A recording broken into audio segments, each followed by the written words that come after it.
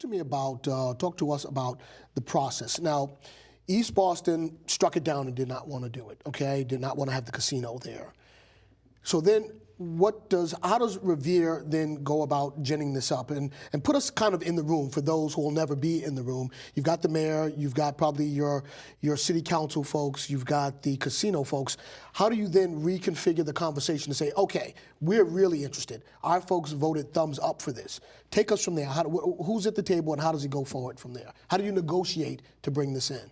Well, I mean, on the night of the election, we all huddled up at Suffolk Downs and talked about, hey, we've worked long and hard on this, and what can we do to preserve our options or to expand our options a little bit? Right. And so, we started the process from there, and simultaneously, Suffolk Downs, if you recall, had parted ways with Caesars, so they were looking now for a new gaming partner. So there was an awful lot. The stuff that has happened over the last 6 to 8 weeks has just been incredible. I mean, from the architects to engineers to our negotiating team for a new host community agreement, it's just been crazy. And now to add on top of that, the fact that we have to now schedule a new election, get our voters out to come out on February 25th.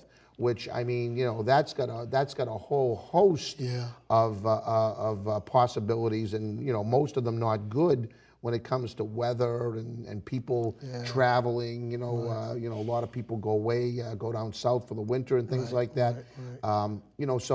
So we've got some real challenges, But at the end of the day, if you were able to see a rendering and what the architects have been able to put together, it's absolutely going to be an incredible project that not only the city of Revere can be proud of, but really the entire state of Massachusetts and certainly the State Gaming Commission can be proud of approving. Because it's a different gaming company, Caesars versus Mohegan Sun, the renderings that you talk about aren't the ones that was going to be used in East Boston. You had to start from scratch, if I understand you. Start from scratch. And you didn't have a lot of time. Didn't you have to get in front of the commission before the end of 2013 to say that we're interested, this is what we've got going on? You're 100% right. The application was due in by December 31st, 2013. And we submitted an application, or Mohegan Sun submitted an application, all 16,000 pages worth, including renderings and drawings and and plans for the new facility. So, it's really going to be a spectacular project. And I mean, how they got it done, I really have no idea. My job in this was to kind of shepherd it along and work with Mohegan Sun and Suffolk Downs and the State Gaming Commission to kind of push the process along. But everybody behind the scenes, in particular the architects that had to make all this work and put together something that took 2 years to try to put it together in 2 months.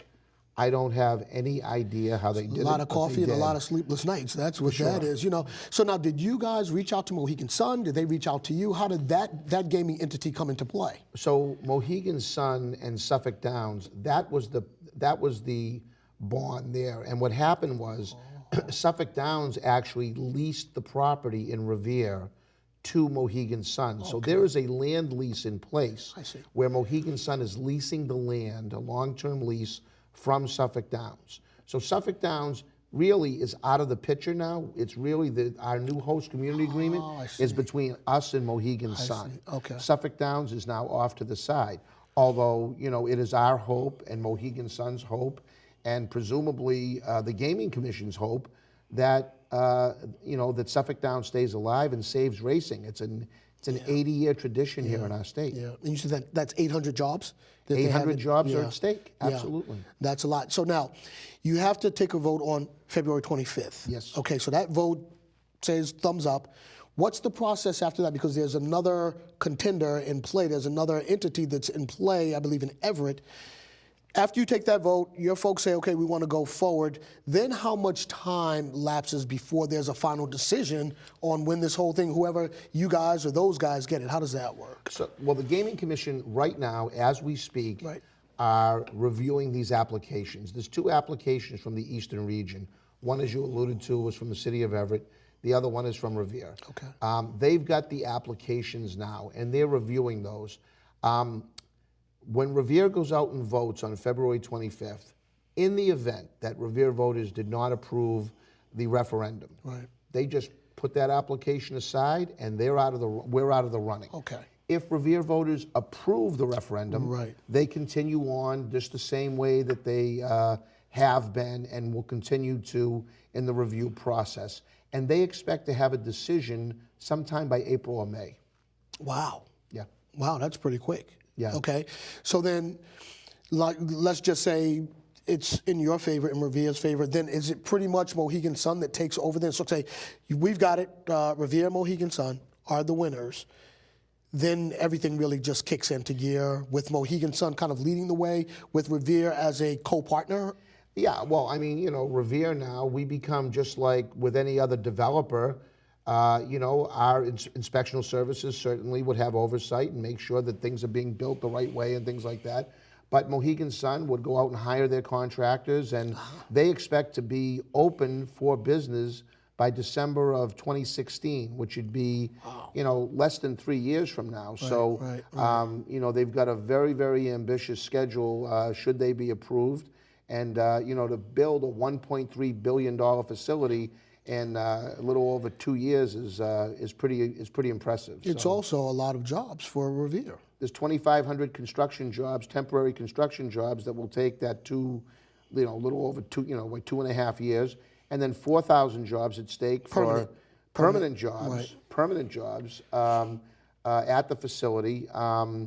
Once they open. So that's an awful lot of jobs. I mean, the city of Revere wouldn't have 4,000 people to employ, so that's why I say this is going to be a regional project. There'll be hundreds of people from East Boston, presumably, that will apply and get jobs there.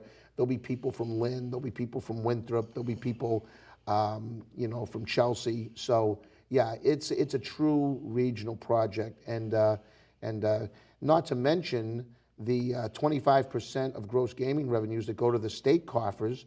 If they hit their $1 billion mark, that's $250 million to the Commonwealth. Mm-hmm. So presumably a large portion of that would go to the Suffolk County Sheriff's Department, I would imagine. Yeah, we should be so lucky. Listen, Mr. Mayor, we're out of time. I really want to thank you for coming through today and really taking the time to explain this, because folks have a lot of questions. They want to know how this whole thing is going to play out, because as you say, it's going to have a big impact on the region. It's going to have a big impact on southeastern Massachusetts. So I really do appreciate you coming through just to explain that to us. It's always a pleasure, Sheriff. Okay. All right, sir. Thanks a lot.